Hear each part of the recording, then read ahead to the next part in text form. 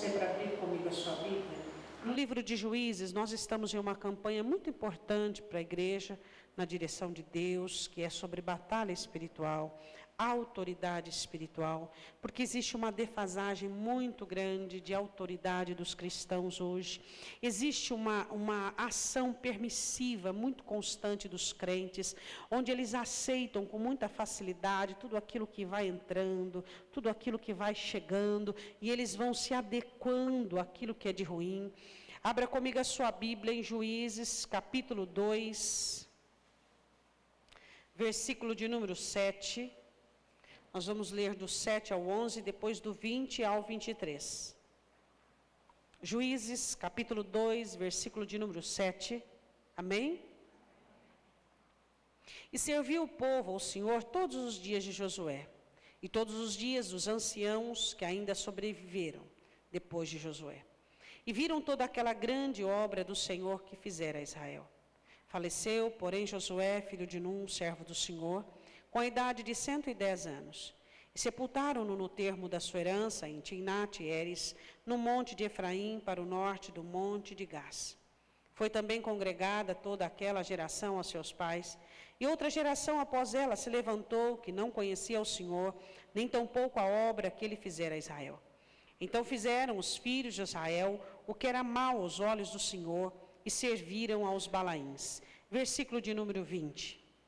Por isso a ira do Senhor se acendeu contra Israel e disse: porquanto este povo transgrediu a minha aliança que tinha ordenado aos seus pais, e não deram ouvidos à minha voz, tampouco desapossarei mais de diante deles a nenhuma das nações que Josué deixou, quando morreu, para por elas provar a Israel, se há de guardar ou não o caminho do Senhor, como seus pais o guardaram para nele andar.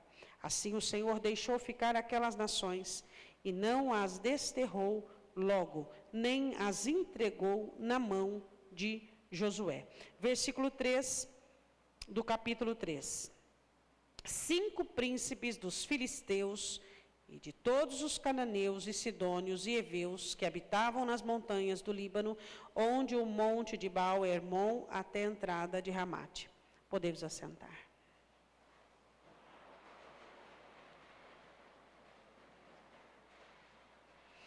O povo de Israel teve duas lideranças expressivas.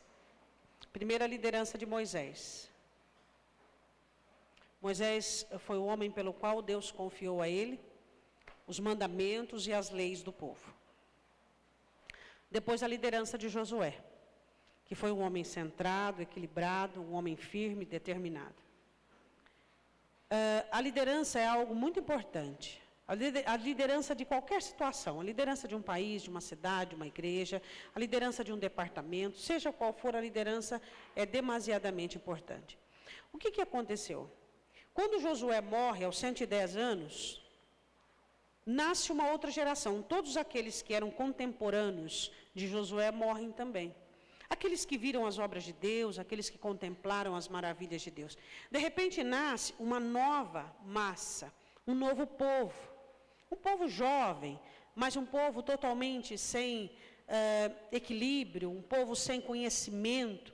E o povo começa a deixar de lado os preceitos, começa a deixar de lado os mandamentos. Assim, certamente eles diziam entre eles, né?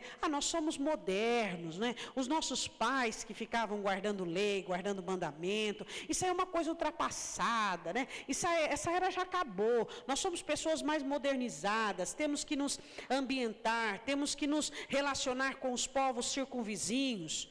Essa era a mentalidade dele, como muita gente na igreja adota essa mentalidade, não é verdade? Nós somos um povo moderno, nós temos que estar dentro da modernidade, dentro do contexto contemporâneo da época. O que acontece? Quando eles abandonaram os mandamentos os pais obedeciam, as leis que os pais obedeciam, eles começaram a se afastar de Deus, porque não há como você estar perto de Deus, longe do mandamento dele. Você só consegue estar perto de Deus se você está perto do mandamento. Jesus explica isso, diz assim, olha, aquele que guardar a minha palavra, eu e o Pai, eu o amarei, e eu e o Pai viremos para ele e faremos nele morada. Não existe como você ter Deus e desprezar os mandamentos. Deu para você entender? Então a questão é, eles começaram a se afastar dos mandamentos e com isso as novas iguarias da terra começaram a impregnar neles. E eles começaram a afastar-se de Deus. Então Deus olhou e disse assim: eu não vou mais vencer por eles. Não. Eu não vou mais facilitar as coisas para eles. Está tudo muito fácil, eles são dono da terra, eles estão vivendo bem, eles precisam de desafio. Eles precisam de guerra para que eles possam entender quem é quem e quem são eles. E Deus deixa versículo 3 do capítulo 3, 5 príncipes dos cananeus para ser espinhos nas ilhargas dos judeus. Eu quero falar nesta noite sobre vencendo os 5 principados. Eu quero atualizar esses principados e trazer para nós e dizermos que a necessidade de você combater esses principados e vencê-los. Diga amém. Vamos falar do primeiro principado, capítulo 2, versículo 19. Diga comigo, retroceder nunca é bom. É um mau sinal. Quando você começa a retroceder, quando você começa a deixar o posicionamento e o lugar pelo qual Deus trabalhou, seja ele fé, alegria, ânimo, santidade, enfim, aquilo que Deus trabalhou para colocar você ali. De repente você percebe que você começa a recuar. O que o escritor aos Hebreus diz? Deus não tem prazer naquele que recua. Nós não somos dos que recuamos, nós perseveramos. Por quê? Porque o recuar causa detrimento na alma e a perseverança conserva a alma. Quando nós adquirimos força, autoridade, fé, você tem que agarrar ali, porque vão vir tempestades, vão vir desafios, só que você tem que segurar onde? Naquilo que você tem. E o primeiro principado que Satanás coloca sobre a vida dos crentes é esse tal de espírito principado do Egito. Qual que é o principado do Egito? É fazer você voltar como você era. Fazer você pensar como você pensava, fazer você sentir como você sentia, fazer você agir como você agia. Satanás está desesperado para criar em você um pequeno retrocesso, porque um pequeno retrocesso já é uma brecha enorme. Quando você estava no mundo, você tinha medo. Quando você estava no Egito, você tinha pavor. Quando você estava no Egito, você vivia à mercê da sua personalidade. Então, quando Satanás se levanta contra você e faz você recuar, dar um passo para trás, ou na força, ou na personalidade, seja em quaisquer coisa que for, ele começa a vencer na sua vida. Recuar não é bom e não é um bom sinal. Deus luta e todos os seres angelicais batalham para nos colocar em posições de confiança, de segurança, de fé, de ânimo, de alegria, de postura, de ousadia. E aí vem Satanás com seus principados para que você recue de tudo aquilo que Deus tem te dado. A Bíblia diz assim em Juízes capítulo 2, versículo 19, leia comigo. Porém sucedia que, falecendo o juiz, reincidiam, diga reincidência, voltar a fazer de novo. Complicado isso aí, não é? Paulo diz, aquele que mentia não mente mais, aquele que roubava não rouba mais, a Deus não mais. A reincidência é um mau sinal.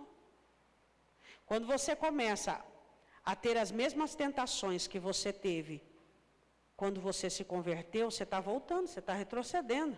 Quando você começa a ter as mesmas atitudes de quando você se converteu e ainda Deus não havia trabalhado naquilo, você está retrocedendo. É um sinal que o seu retrocesso, o que Satanás está fazendo? Ele está te empurrando para trás. Então o povo estava cometendo os mesmos erros de anteriormente. E se corrompiam, versículo 19, parte B, mais do que seus pais, andando após outros deuses, servindo-os, adorando-os. Nada deixavam das suas obras, nem do seu obstinado caminho. Eu quero falar sobre retroceder dentro de uma ótica das quais Satanás tem trabalhado de uma maneira evidente. Quero falar sobre o retroceder da fé e do ânimo. Satanás tem uma ferramenta muito poderosa que sempre usou contra os filhos de Deus e na maioria das vezes, da primeira instância, funcionava, que é o medo, o pavor.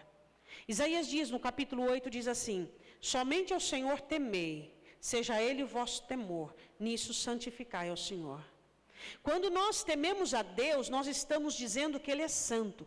Quando nós tememos o inimigo, é que nós estamos mistificando aquela situação, deixando toda a composição celestial de lado, deixando a nossa fé, ignorando todo o trabalho que Deus teve para que nós chegássemos a uma postura de cristão, e então olhamos com pavor ao inimigo, nos esquecendo das obras que Deus tem feito. Quantos de nós, quando somos e passamos por situações adversas, nós tememos o inimigo, deixando de temer a Deus? Só Deus pode. Satanás faz o que dá, mas só Deus pode. Ele é soberano. Isso você tem que pregar para você todos os dias. Isso você tem que ministrar para a sua vida. Por quê? Porque medo, insegurança, dependência de coisas carnais e humanas, isso é coisa do passado.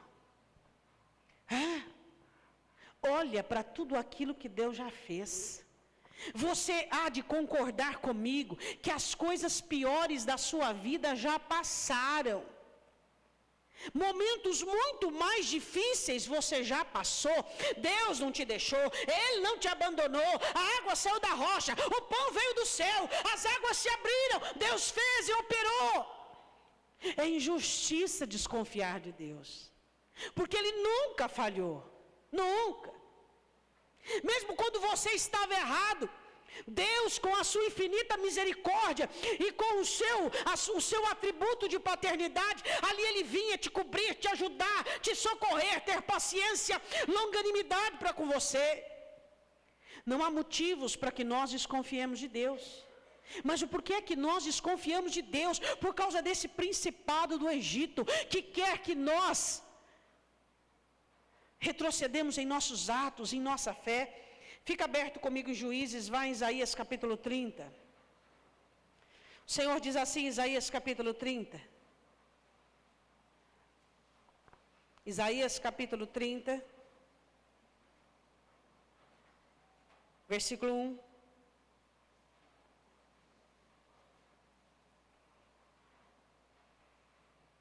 Ai dos filhos rebeldes, diz o Senhor, que tomam conselho, mas não de mim, que se cobrem com uma cobertura, mas não do meu espírito, para acrescentarem pecado sobre pecado, que descem ao Egito sem pedirem o meu conselho, para se fortificarem com a força de Faraó e para confiarem na sombra do Egito.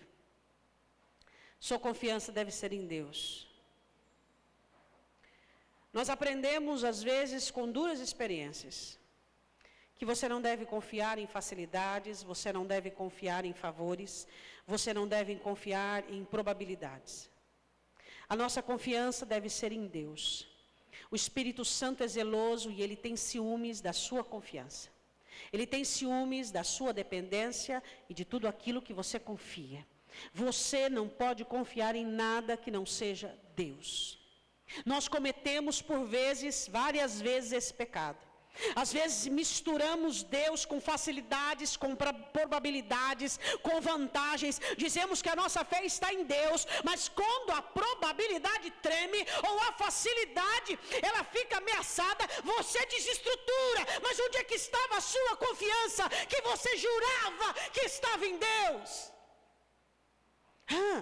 Às vezes Deus permite que algumas colunas sejam abaladas para que conheçamos se a nossa confiança realmente está em Deus ou naquilo que Deus fez. Deus não quer que você confie no que Ele fez. Ele quer que você confie nele. Deus não quer que você confie em obras dele, mas nele. Nele. Única, exclusivamente nele. Às vezes nós retrocedemos e voltamos ao Egito para cobrirmos com uma sombra de facilidade, com uma sombra de probabilidade, mas no versículo de número 7 diz assim: porque o Egito os ajudará em vão, para nenhum fim, por isso clamei acerca disto. No estarem quietos será a vossa força. Diga aleluia. O que é que esse versículo diz? Existem alguns segredos para que nós sejamos fortes. Comedir atitudes, estreitar emoções, não permitir com que elas te dominem. A quietude, o silêncio, te dá força. A expressão de seus pavores, de seus medos te enfraquecem. Quando você entra numa solitude, num momento particular com Deus, e ali você divide com Deus seus temores e seus medos, ali vem o Espírito Santo de Deus, lavando e limpando você, pelo poder e confirmação da palavra, todos os medos que se transformariam em derrota. Hoje insegurança, amanhã medo, no terceiro dia derrota. É assim que funciona. Mas se no primeiro dia houver segurança, se no segundo dia houver testificação do poder e da palavra de Deus, no terceiro dia vitória. Você começa a perder quando você começa a ficar inseguro. E você quer tatear naquilo que você vê, naquilo que você toca. Você quer seguranças humanas, você quer seguranças palpáveis. Mas a palavra do Senhor nos ensina que o justo vive da fé e não da vista. Versículo de número 10. Que dizem aos videntes, não vejais, e aos profetas, não profetizeis para nós o que é reto. Dizei-nos coisas aprazíveis e vede para nós enganos. Quando o cristão quer se cobrir com enganos e com atitudes do Egito, voltar atrás, ele não gosta de ouvir a verdade. Ele quer ouvir enganos e coisas que sejam similares àquilo que ele sente. Versículo 11, desviai do caminho, apartai-vos da vereda, fazei que o Santo de Israel cesse de estar perante nós. Por isso assim diz o Santo de Israel, rejeitais esta palavra e confiais na opressão. Quando você passa por um momento difícil, você confia na opressão? O inimigo te assombra assim, ó, grande, gigante. Israel confiou na opressão, perdeu a promessa. Números 14. Despreza a palavra e confia na opressão. É justo isso? Não. Por isso, irmãos, que às vezes eu ensino a vocês, e às vezes alguns de vocês não dão muita credibilidade. Quanto mais sensível você for para a circunstância, mais fácil será a sua derrota, a sua bancarrota. Sua sensibilidade, seu quebrantamento tem que ser para Deus. Para com o mundo você tem que ser firme. Para com as circunstâncias você tem que enrijecer os seus nervos, os seus lombos. A sua sensibilidade tem um dono e esse dono é Deus. Se você for sensível, se você for uma pessoa acessível às agressões deste universo, deste mundo, você vai rejeitar a palavra, a confiança, o sossego e vai receber a opressão. Ele diz assim, rejeitais esta palavra, versículo 12, confiais na opressão, perversidade, sobre isso vos estribais e confiais. Versículo 13, por isso essa maldade, que maldade? Não descansar, não confiar, retroceder, voltar, retroceder, ir em busca do Egito como cobertura.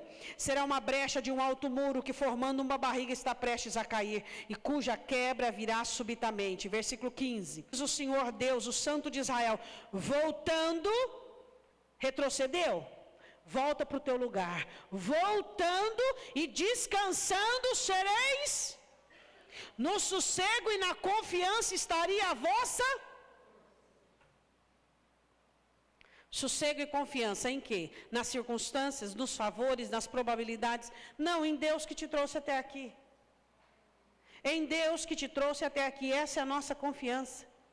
Primeiro principado que Satanás usa contra a sua vida é o Egito. É fazer você entristecer o coração de Deus, não tendo fé, não tendo ânimo, criar dúvidas, insegurança. Este é o primeiro principado que a igreja tem que vencer. Diga amém. Volte comigo em Juízes, capítulo 2. Agora o capítulo 3, vamos lá. Segundo principado que Satanás luta contra a igreja. Juízes capítulo 3, versículo 1. Estas, pois, são as nações que o Senhor deixou ficar para por elas provar a Israel, a saber, a todos que não sabiam de todas as guerras de Canaã. Tão somente para que as gerações dos filhos de Israel delas não soubessem, para lhes ensinar a guerra, pelo menos os que dantes não sabiam delas. Diga comigo. Conhecimento de guerra. O segundo principado pelo qual Satanás faz uso para destruir o povo de Deus é a falta de conhecimento. Um cristão na ignorância não precisa de esforços para derrubá-lo. O cristão tem que ter conhecimento. O Senhor disse: o meu povo não conhece a guerra, não tem conhecimento dos mandamentos e das palavras. Então, eles terão que ter guerra para aprender a conhecer a minha palavra. Você prefere aprender a conhecer a palavra de Deus e Deus na aflição ou sentadinho no ar-condicionado como esse aqui, gostoso, é? Segundo principado que luta contra a igreja, ignorância. Quanto mais ignorante o cristão, mais fácil de cair. Por quê? Porque o conhecimento, ele dá uma visão assim, ó, geral. Você consegue ter olhos até aqui. A ignorância faz assim. Eu estou certo, o que eu penso está correto, o que eu vi é o que é verdade, o que eu sei é assim. A visão daquele que não tem conhecimento é totalmente estreitada. O conhecimento, ele te dá uma amplitude geral, você consegue enxergar qual é a de Satanás, o que é que Deus espera, qual é a tua, qual é daqueles que se aproximam. O conhecimento te dá uma amplitude geral sobre o quadro, e você não se equivoca. Você não fica atordoado, baratinado, não faz coisas insanas, não toma atitude precipitada. O conhecimento, ele te dá uma visão ampla. Por isso que Satanás busca, Paulo fala de diversas maneiras, sobre mestres, sobre ensinadores que irão roubar a capacidade do conhecimento do povo, onde o povo teria comichões nos seus ouvidos, falando profeticamente do nosso tempo. Por quê? Satanás sabe que quanto mais você conhece a palavra de Deus, mais você conhece a Deus. E quanto mais você conhece a Deus, menos você cairá nas ciladas dele. Ele sabe disso. De 0 a 10, o quanto você conhece de Deus? Não dá para responder, né? Complicada essa pergunta.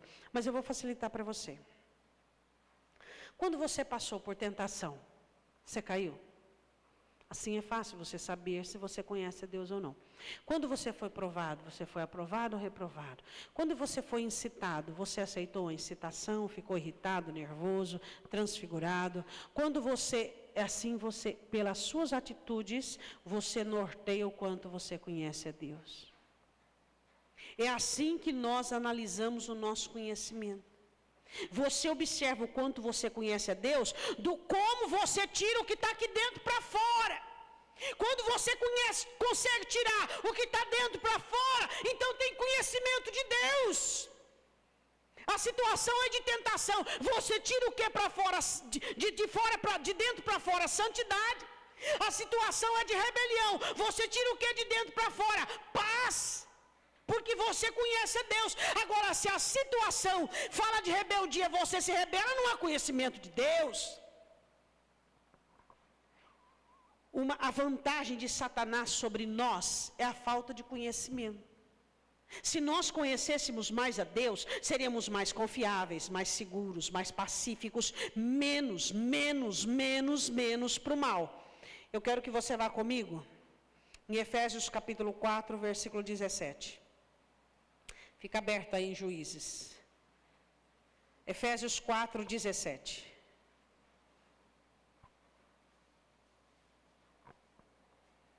Principado da ignorância. Quando não se conhece a Deus, se cai facilmente. E hoje o que nós mais temos é pessoas que não conhecem a Deus. Nós temos uma grande gama dentro da igreja de pessoas que conhecem as obras de Deus, mas não a Deus. Efésios capítulo 4, versículo 17, digo isto e testifico no Senhor para que não andeis mais como andam também os outros gentios na vaidade da sua mente. O que é a vaidade da mente? A mente governa, o que você pensa está certo. Entenebrecidos no entendimento, ou seja, coberto de trevas do entendimento. Você só vê o que está dentro, você não consegue ver o que está fora. Separados da vida de Deus pela ignorância que há neles, pela dureza do seu coração. Então caminha tudo junto, ó. Ignorância, dureza de coração, mente entenebrecida, tudo isso aí, vaidade. Os quais, havendo perdido todo sentimento, se entregaram à dissolução para com avidez cometerem toda impureza. Mas vós não aprendestes assim em Cristo, se é que tendes ouvido e nele fostes ensinado. Então quer dizer que você tem que ouvir e aprender de Cristo, como está a verdade em Jesus, que quanto ao trato passado, vocês se despojaram do velho homem, que se corrompe pelas concupiscências do engano, e vos renoveis do espírito da vossa mente, e vos revistais do novo homem, que segundo Deus é criado em verdadeira justiça e santidade. Diga glória a Deus. Agora vá comigo em Oséias, vá lá correndo comigo em Oséias capítulo 4. Vá lá em Oséias 4. Ezequiel, Daniel, Oséias. Olha lá. Oséias capítulo 4. Versículo 6. Oséias 4, 6. Amém? O meu povo foi destruído porque lhe faltou o quê? O meu povo foi destruído porque lhe faltou? Tá.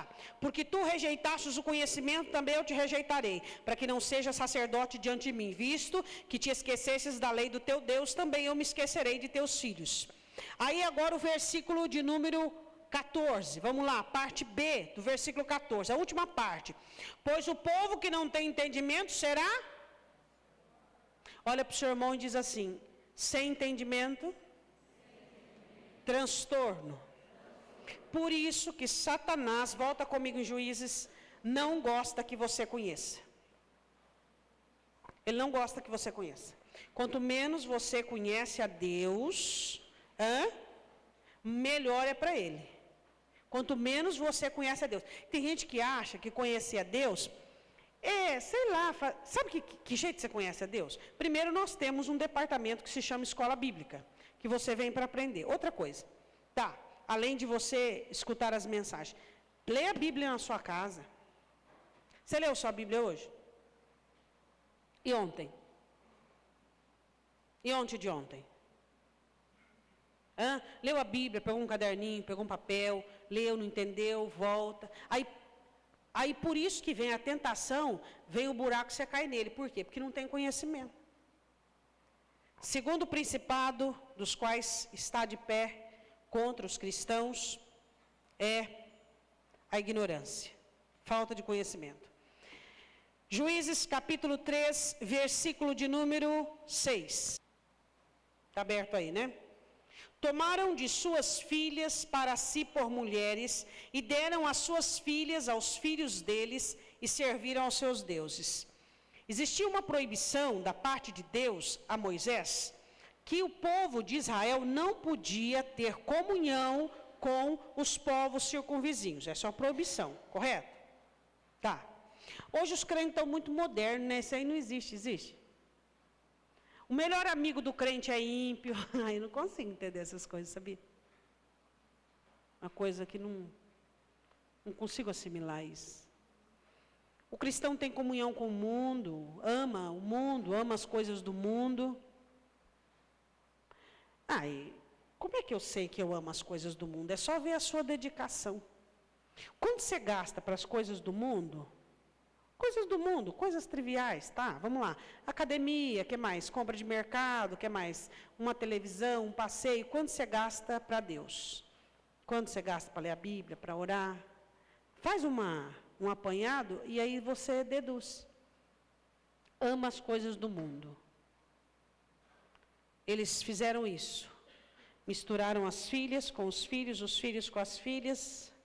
E Deus não gostou disso, porque Deus não gosta disso. Quer ver que Deus não gosta? Vá comigo em 2 Coríntios. 2 Coríntios capítulo 6. O jugo desigual, exortação à separação. Muito cristão não tem esse texto na Bíblia. Ou se tem, ele nunca leu. Ou se leu, nunca praticou. 2 Coríntios 6,14. Hoje é difícil você identificar o cristão do ímpio. É tudo misturado. Esse negócio de não assentar na roda de escarnecedores, isso é coisa ultrapassada, viu, irmão? Vocês não ligam para isso aí não, porque isso aí não existe. Hoje os cristãos é assim. Está uma modernidade diabólica, uma coisa ferrenha. 2 Coríntios 6,14. Não vos prendais a um jugo desigual com os fiéis. Porque que sociedade tem a justiça com a injustiça e com comunhão tem a luz com as trevas? Que concórdia entre Cristo e Belial ou que parte tem o fiel com o infiel? Não tem. Não existe. Mas a questão é saber se o crente é fiel, se o crente é luz, se o crente é de Cristo. Essa é a pergunta que paira no ar. Versículo 15, 16. Que consenso tem o templo de Deus? Quem é templo de Deus? Com o templo dos ídolos, ou seja, com aqueles que servem a Satanás e tem o diabo lá dentro. Porque vós sois o templo do Deus vivente. Como Deus disse, neles habitarei, entre eles andarei, e eu serei o seu Deus, eles serão meu povo. Por isso, sai do meio deles. Apartai-vos, diz o Senhor, e não toqueis em nada imundo. E eu vos receberei, serei para vós pai, e vós serei para mim filhos e filhas, diz o Senhor Todo-Poderoso. Qual é o terceiro principado de Satanás? O mundo. Satanás tem feito do mundo algo tão convidativo, algo tão empático, algo tão natural, vamos dizer assim. Ou será que os crentes não são sobrenaturais? Eu não sei, resolva você. Mas eu sei que o mundo é uma coisa tão normal, que hoje em dia, você fala assim, isso é do mundo. Que coisa assim, retrógrada, do mundo. Ai, que coisa antiga. Não é verdade? É do mundo. Isso é do mundo. Não posso tocar, não posso fazer parte. Não... mas que fanatismo, que crente fanático. E hoje a gente pensa que os nossos pais, antigamente, que foram comidos pelos leões, queimados, crucificados, e hoje nós olhamos para nós, nós estamos sendo queimados, mas não é pelo fogo santo da perseguição. Estamos sendo queimados pelo fogo do inferno, né, irmãos? Não existe mais céu e inferno, não existe mais mundo e igreja. Nós somos empáticos e familiarizados, assim como eles. Fazemos parte de tudo naturalmente, não nos impomos, não temos essa questão de seleção, de separação. Isso é do mundo, eu não faço parte, essa conversa não é de Deus, é do mundo. Essa pessoa só fala coisa do mundo, não serve para mim. Isso é complicado. Volta comigo em Juízes. Juízes capítulo 3. Primeiro principado, qual é? Egito. Retroceder. Segundo principado, qual é? Ignorância. Terceiro principado, qual que é? O mundo. Você olha para o mundo com toda a naturalidade. De repente, quando você vê, você já é do mundo. Mas Jesus não tirou você do mundo, tirou. Por que você quer voltar para o mundo? Você quer olhar para o mundo como coisa natural, como toda a naturalidade. Vamos agora ao quarto principado. Versículo 7 do capítulo 3. E os filhos de Israel fizeram o que era mal aos olhos do Senhor, e se esqueceram do Senhor, seu Deus, e serviram aos Balaíns. Diga comigo, Mamon.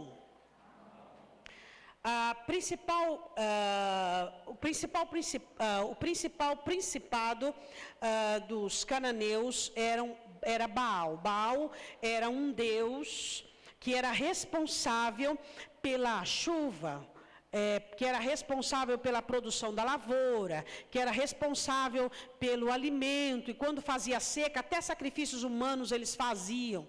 Então, nós vamos tê-lo como principado da fortuna, do dinheiro. Tem crente que gosta mais do dinheiro do que de Deus. Sabia? Busca Deus por causa do dinheiro, e quando falta o dinheiro, fica irritado com Deus. É complicado isso aí, né? O dinheiro é para servir você. É para servir você. E a Bíblia comenta que os avarentos também não vão entrar no reino dos céus. Eu queria que você analisasse, eu já falei muito sobre isso, mas eu queria que você analisasse, observasse. Qual foi a última vez que você tirou do seu dinheiro para ajudar alguém? Qual foi a última vez que você parou de contar moedinha e parou de contar quanto que você tem? Qual é o valor que o dinheiro tem para você? Antes você vivia com menos. Hoje você tem mais e não consegue viver bem com mais. E se Deus continuar te abençoando, quanto mais Ele te abençoar, mais você vai sofrer. Por quê? Deus quer abençoar o seu povo. Deus quer acrescentar o seu povo, mas isso não pode trazer sofrimento. O cristão que quanto mais dinheiro ele tem, mais ele sofre, mais ele retrocede, é porque ele tem mamon como principado da sua vida. O cristão não pode ter o dinheiro como regra principal da sua vida. O dinheiro serve o cristão e o cristão serve a Deus. É isso que nós temos que entender, é isso que nós temos que compreender. A avareza destrói, mata e tem aprisionado muitos cristãos, e eles não têm compreendido, não têm visto isso. Você precisa ser mais generoso, você precisa fazer melhor uso daquilo que você tem. Você conhece pessoas que um dia tiveram, não muito, mas bastante assim, e hoje não tem nada? Por que será? Certamente não exerceram uma mordomia que agradasse a Deus. Certamente Deus não se agradou da mordomia, nem da administração. Por quê? Porque que Deus te dá mais do que você precisa, para ajudar o seu próximo, para abrir sua mão. A Bíblia diz assim: não esconda a sua mão daquele que te pede. Ele está te pedindo, não encolha a sua mão. E não diga que você não sabe, porque você vai ser incutido em várias maldições. O que adianta você ter tanto e não ajudar o seu irmão que está precisando de você? O que resolve isso, meu irmão? O que adianta? Essa é a situação. O quarto principado é mamon. Lembra da parábola do Senhor Jesus, enquanto você abre comigo? Em Isaías capítulo 65. Lembra daquela parábola do Senhor Jesus Cristo? Fala sobre que uma das causas das quais muitos vão perder, Isaías 65, versículo 11, muitos vão perder o arrebatamento por conta da ganância, da compra, do ter. Não é? Você percebe que quanto mais você tem, mais você quer ter? Não existe espaço para gratidão, não existe espaço para o contentamento. Não é Deus que te acrescenta, é você que é aguerrido, vai atrás. E a Bíblia diz que nós não devemos buscar a riqueza, é ela que tem que vir até nós. Buscar em primeiro lugar o reino dos céus, e as demais coisas Deus vai acrescentar, porque Ele é Deus. Ele é Deus, Ele é Senhor. Você não pode trocar Deus por mamon. Não pode fazer isso. Deus tem que ser o Senhor da sua vida. Ele tem que ser o amado. Você tem que trabalhar para a glória de Deus e não para a riqueza sua.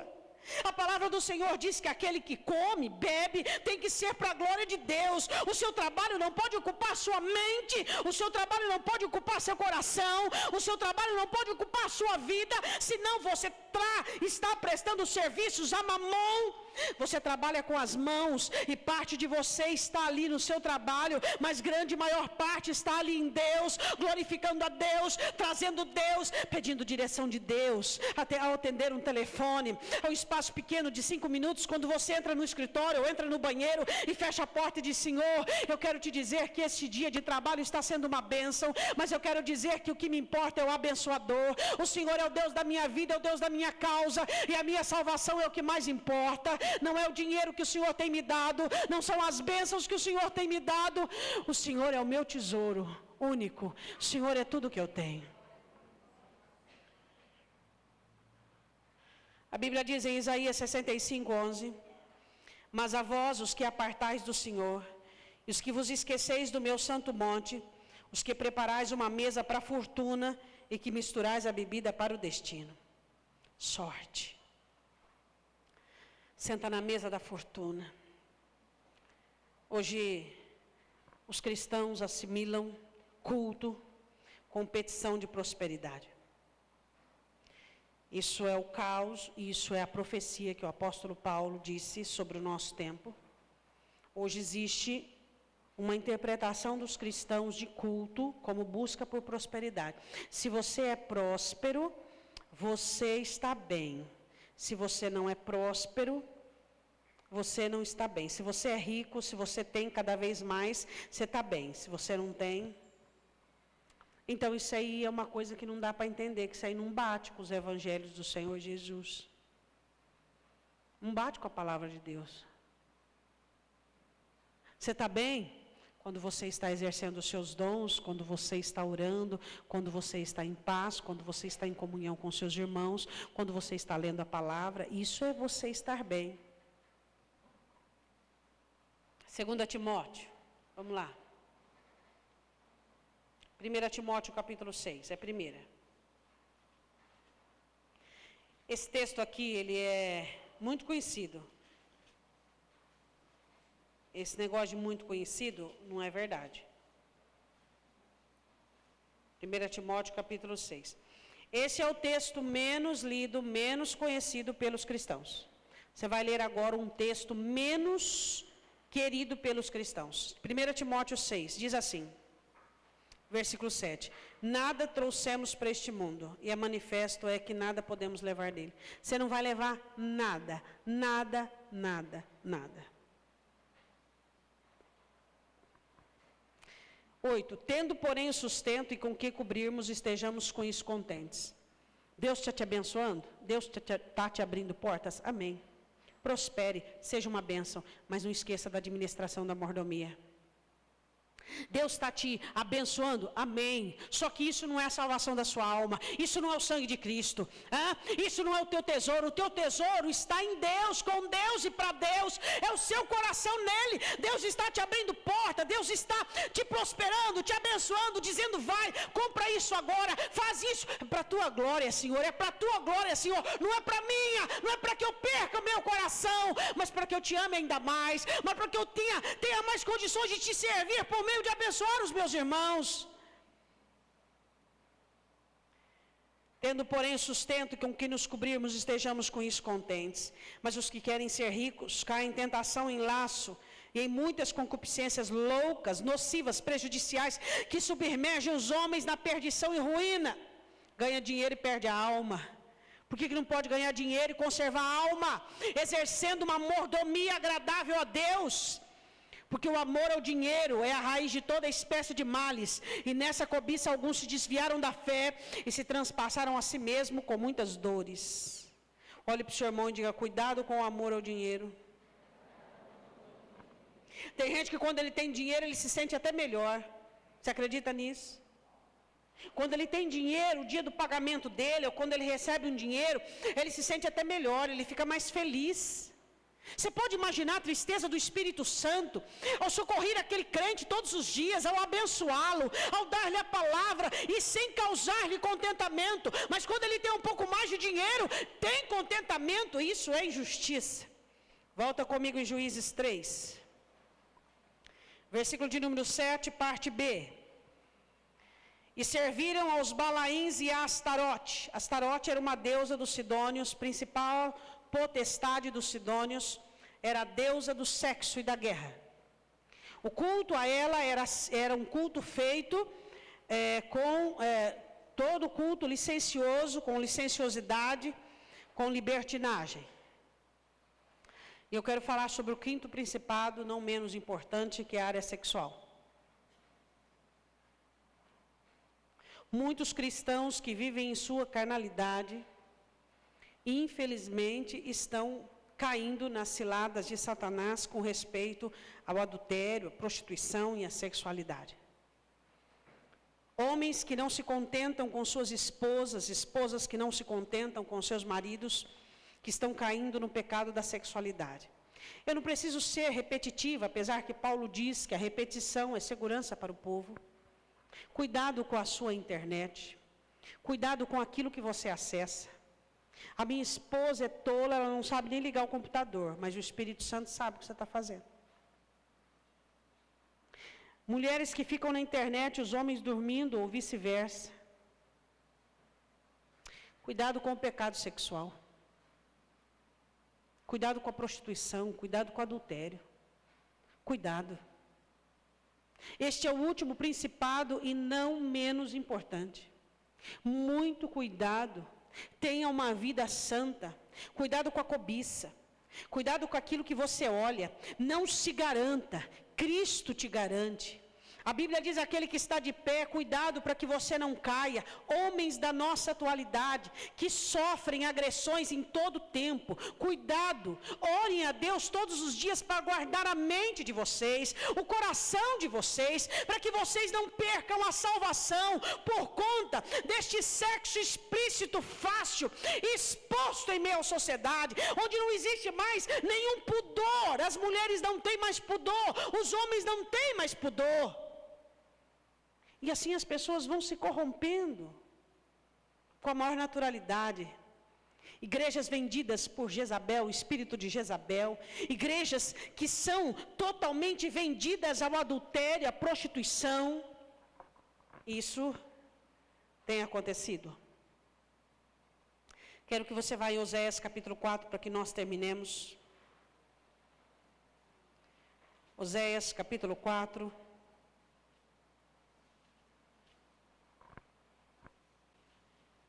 Sensualidade. Sensualidade hoje é normal, é natural. A luxúria, entregue aos prazeres carnais, sensualidade. Oséias capítulo 4,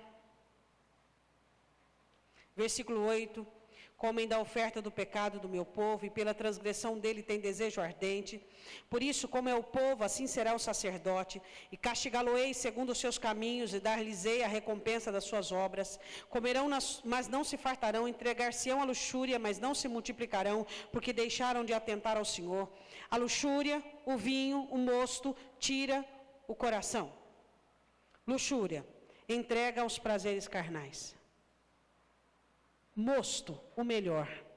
Vinho, alegria. Cuidado com a prosperidade. A prosperidade, ela dá uma certa sensação de poder. Uma sensação de condições. Você não vê um cristão que está passando por aflição, que está passando por uma situação difícil, pensar em pecar pecados sensuais ou sexuais.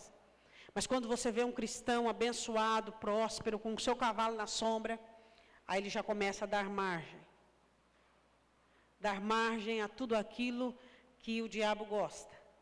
Muito cuidado com a luxúria. A palavra do Senhor diz, Paulo diz, nossa luta não é contra a carne e o sangue, mas contra principados e potestades. A sua luta é contra o principado do Egito, que quer fazer você retroceder. O principado da ignorância, que por meio da ignorância ele te afasta de Deus. O principado do mundo, que é a comunhão com o mundo. O principado da fortuna, de Mamon. E o principado do sexo, da luxúria. Contra esses 5 você tem que lutar. Esses 5 principados, você tem que lutar contra eles. Existem cristãos que, por sua dedicação a Deus, já venceram 3, 4 deles. É possível, isso deve existir. E você precisa lutar contra esses 5 principados. Você precisa lutar contra o Egito para que você não retroceda na fé. Você precisa lutar contra a ignorância para que, por meio do conhecimento, você subsista em meio às dificuldades, às tentações. Você precisa fazer uso da separação, negligenciando o principado do mundo que quer misturar você com tudo aquilo que te circunda. Cuidado com o dinheiro, cuidado com o apego, cuidado com o amor ao dinheiro. Se você ama o dinheiro, você deixou de amar Deus, porque ninguém pode servir a 2 senhores. Se você ama o dinheiro, você deixou de amar Deus. E você olha onde é que você caiu. E levanta onde você caiu.